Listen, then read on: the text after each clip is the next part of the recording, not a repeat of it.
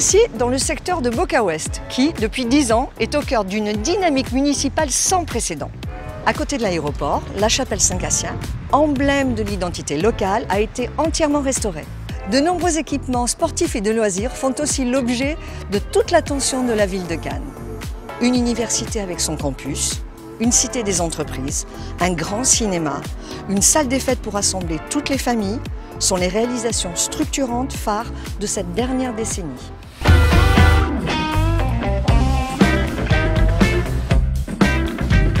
Honey baby, meet me just one last time. Honey baby, talk to me one last time. It's hard leaving you this way, but the train's about to roll into the bay. Such a good time having you by my side. It was such a good time, baby, with you by my side. On avait conçu Bastide Rouge précisément pour faire de la fertilisation croisée. Alors c'est pas un concept fumeux ou virtuel, hein, c'est de mettre sur le même lieu, avec les technologies qu'il faut, des créatifs, des financeurs si possible, c'est ça qu'il faut qu'on développe aussi, des étudiants, des chercheurs, et d'avoir une vraie chaîne de création. Et aujourd'hui, c'est une grande fierté que de voir qu'ici à Cannes-la-Boca, ce qui était une idée qui paraissait peut-être illuminée il y a quelques années, est devenue une réalité, et à un tel point, c'est qu'on doit continuer de développer le site et de mêler créativité, innovation, capital, investissement et implication humaine, compétence, eh bien, c'est ce qui crée la richesse de l'emploi et de la valeur, et c'est dont on a besoin. Je suis convaincu qu'on est au début d'une grande et belle aventure. Ce qu'il faut, c'est aussi retrouver la capacité, pour être complet sur toute la filière de production, d'avoir une vraie production industrielle, pas simplement de la conception, mais de retrouver la compétitivité industrielle qui doit permettre d'être non seulement sur le soft, mais également sur le hard, c'est-à-dire sur la production de tout ce qui accompagne ces évolutions technologiques, quelles qu'elles soient. Cannes Ouest, c'est aussi une grande opération de rénovation urbaine, la nouvelle Frayère, qui métamorphose progressivement le quartier. L'élargissement des berges est achevé, la rénovation des immeubles a commencé, l'aménagement du parc de l'Azuréenne est en cours de finalisation et la construction du bâtiment Sport et Santé va débuter dans les prochains jours. La rénovation urbaine de la Frayère a été actée en 2019, après une longue concertation avec les habitants qui ont été associés à la définition de ce nouveau projet. Les différentes phases ensuite se sont déroulées de manière méthodique avec un ordonnancement précis. On a d'abord commencé par modifier les conduites d'assainissement, puis on a installé les 3 passerelles. On a également procédé à l'élargissement du cours d'eau. S'agissant de l'habitat, plusieurs opérations sont menées par le bailleur Erilia. Tout d'abord, la transformation de 4 pièces en 2 pièces. Cela pour diversifier la typologie des familles qui vont être accueillies. Ainsi, des jeunes couples pourront être accueillis dans des 2 pièces et des personnes plus âgées, des retraités, pourront également occuper ces espaces en lieu et place peut-être de 4 pièces. Deuxième opération qui est menée par Erilia, c'est la résidentialisation et le travail sur les halls d'immeubles. Donc il y a eu tout un sondage où la population et les habitants ont été associés pour choisir le type d'aménagement et les travaux sont actuellement en cours. C'est un travail important. Pour la construction ou pour les nouvelles opérations bâtimentaires, effectivement, on va commencer par le bâtiment Sport et Santé qui est situé en face le Grand Bleu sur le positionnement du parking actuel.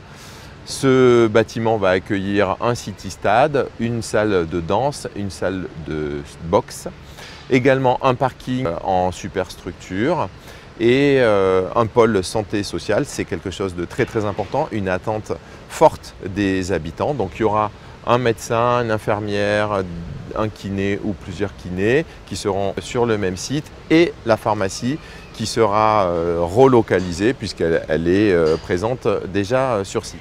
La lutte contre les inondations est au cœur du projet Nouvelle Frayère, dans ce secteur très impacté par les inondations meurtrières du 3 octobre 2015. Alors effectivement, on est dans un secteur où c'est qu'il y a eu des inondations extrêmement meurtrières. Sur le territoire, c'est 22 morts. Donc on est dans une zone qui est au centre des préoccupations de lutte contre les inondations. Pourquoi? Parce qu'on est en pied de montagne, ici à la Frayère, et on est proche de la mer. Donc c'est une des zones qui a été travaillée en premier. Sur la zone précise où on a agrandi le cours d'eau de 15 à 21 mètres. On lui a apporté aussi un aspect végétal, puisqu'en fait, il y a aussi la question de l'adaptation et de l'acceptation du cours d'eau. Donc on a fait en sorte de faire en sorte de passer plus d'eau. En amont d'ici, on va aussi faire des très gros travaux, notamment la construction d'un barrage. Donc on est sur la Boca aussi, c'est un peu plus haut que la Frayère, construction du barrage de Carimaille.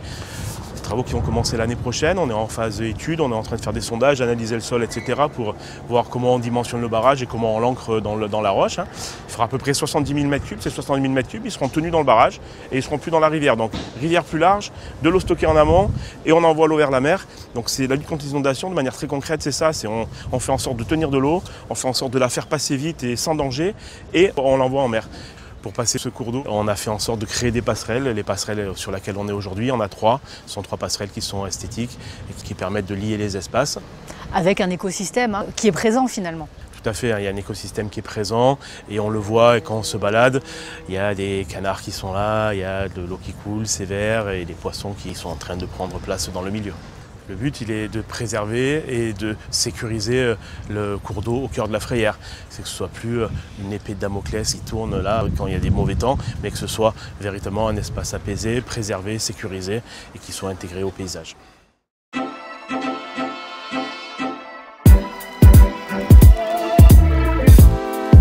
Un quartier agréable à vivre, c'est aussi un quartier propre.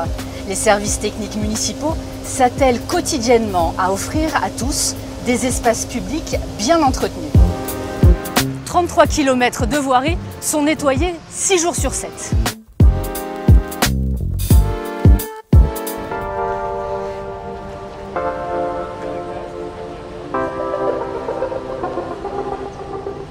La sécurité est une priorité municipale. Ce secteur dispose d'un poste de police. Ce quartier Boca Ouest est doté de 80 caméras de vidéosurveillance.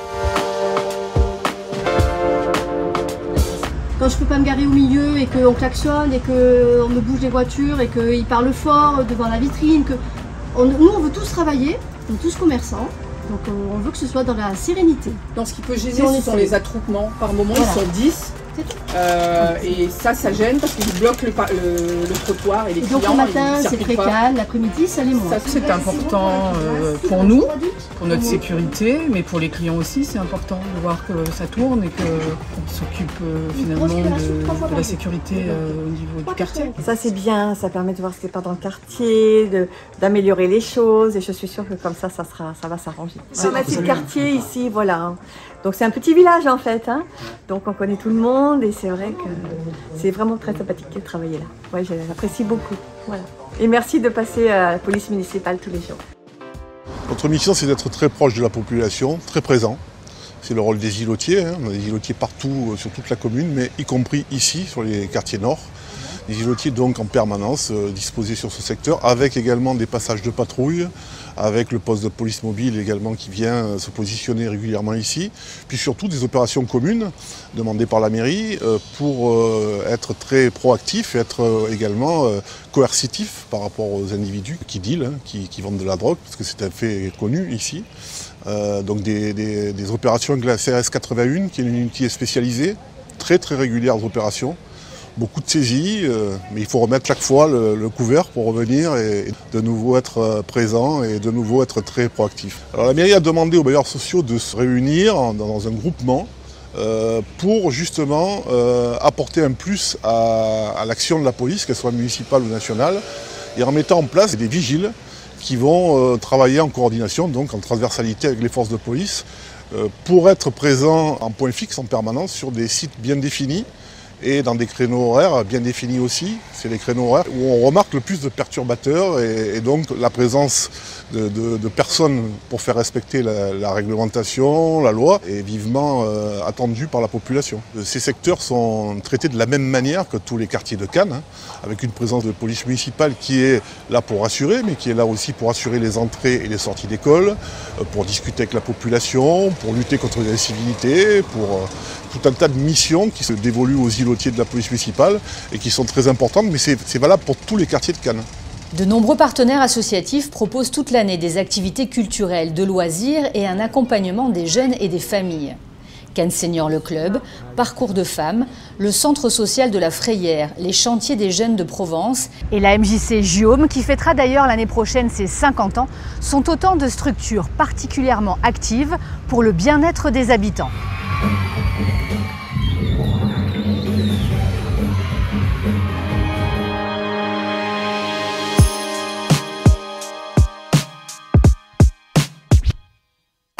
La MJC Guillaume, c'est une association qui accueille tous les publics, donc on est sur de l'intergénérationnel. Notre cœur de cible reste quand même les 15-25 ans. Dans ces accueils-là, on met en place des activités culturelles, sportives et éducatives. Au niveau éducatif, on reçoit l'alphabétisation, le soutien scolaire. On a des activités aussi culturelles comme le Festival des Talents. On a aussi des activités sportives comme la Guillaume Cup. On met pas mal de séjours aussi en place à la MJC. Il y a des règles aussi à la MJC, de respect, de citoyenneté, de vivre ensemble, qui sont très importants en tout cas pour la bâtisse. Et on le voit aussi au niveau des inscriptions à la MJC qui sont en forte hausse. Donc on se rend compte aussi que les familles ont un intérêt à venir ici à la MJC Guillaume.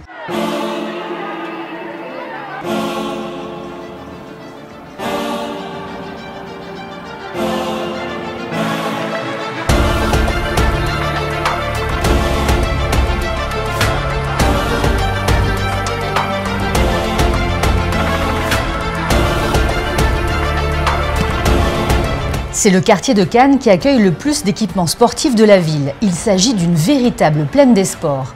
Il a bénéficié dès 2017 de la première aire de fitness et de street workout installée en bord de mer dans le cadre de la phase 1 de Boca Cabana. Sans oublier le stade Coubertin, récemment rénové, qui a accueilli la demi-finale de la Coupe de France de football. Un lieu mythique au cœur de nos infrastructures sportives au niveau du secteur Boca. On a à proximité de ce terrain le complexe de tennis du Cannes Garden. On a le complexe Maurice Chevalier qui est à proximité. Juste derrière nous, nous avons le Grand Bleu. Et ici, bien évidemment, le complexe Coubertin dans sa globalité avec 4 terrains de grand jeu. Cette quantité importante de terrains sportifs sur ce secteur-là permet à l'ensemble des sportifs cannois de venir pratiquer, que ce soit des amateurs, mais également des professionnels. On pense bien évidemment à l'équipe de football qui évolue en National 2, mais également aux 2 clubs de volleyball, le Racing Club de Cannes et l'AS Cannes Volleyball qui évoluent au plus haut niveau de volleyball. On pense également aux Iron Mask qui eux évoluent au plus haut niveau des compétitions en football américain. On est ici sur le terrain de Coubertin où on a refait cette pelouse en gazon naturel renforcé qui permet d'avoir un jeu optimisé pour les sportifs. On est en train de refaire également Murier 3 qui est juste à proximité. On a refait au niveau de la piste d'athlétisme une rénovation pour permettre à nos athlètes qui sont juste à côté de profiter d'infrastructures performantes. Tout est fait pour les habitants, les sportifs professionnels comme les sportifs amateurs ou les sportifs loisirs. La basse vallée de la Siagne est le poumon vert de l'ouest de la ville, sanctuarisé en zone naturelle et agricole. Ce havre de paix de 75 hectares accueille 48 jardins familiaux, une école de maraîchage, un grand verger, des aires de pique-nique et plus de 2 km d'espace piéton. 5 agriculteurs y sont également installés sur des terrains municipaux. C'est d'ailleurs ici que se tiendra dimanche 15 juin, comme chaque année depuis 2018, la grande fête familiale Cannes Champêtre.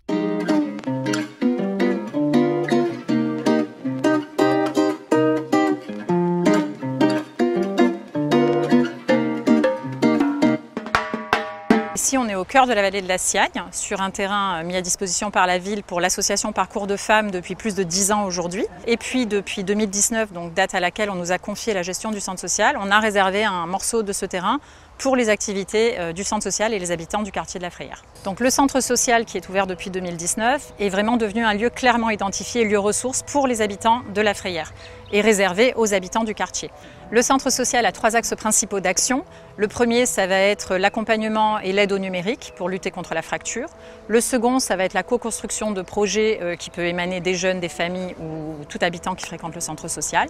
Et le troisième axe, c'est de promouvoir la citoyenneté, le bien vivre ensemble, la solidarité et la rupture de l'isolement. Au-delà de ça, c'est aussi un lieu où les gens viennent se ressourcer puisqu'ils entretiennent eux-mêmes le jardin. Et c'est aussi un lieu de rencontre. C'est un endroit qui permet d'avoir un lien intergénérationnel et social très très fort, puisque tout public s'y rencontre. On peut y trouver autant le public famille que les jeunes. On a même un petit partenariat avec la MJC Giaume, qui est une structure aussi du quartier de la Frayère, où les jeunes sont venus sur le jardin filer un petit coup de main sur une journée et puis découvrir un petit peu justement la production du jardin. Parce que, comme vous dites, c'est un poumon vert en plein milieu de la ville sur lequel les gens aiment se retrouver et qui apporte beaucoup de bien-être à tout un chacun. Rénovation urbaine, espaces, jardins, équipements publics, pistes cyclables, stationnement, le quartier Boca Ouest poursuit sa transformation. L'objectif, améliorer sans cesse la qualité de vie des habitants et rassembler toutes les générations.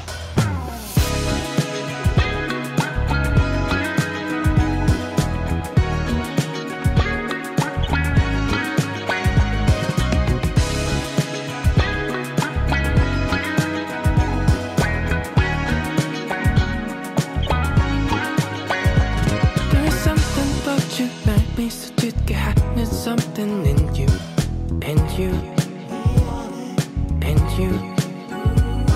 둘이 걷고 싶어 길 위에 닿다 몰렸다 뻔하네.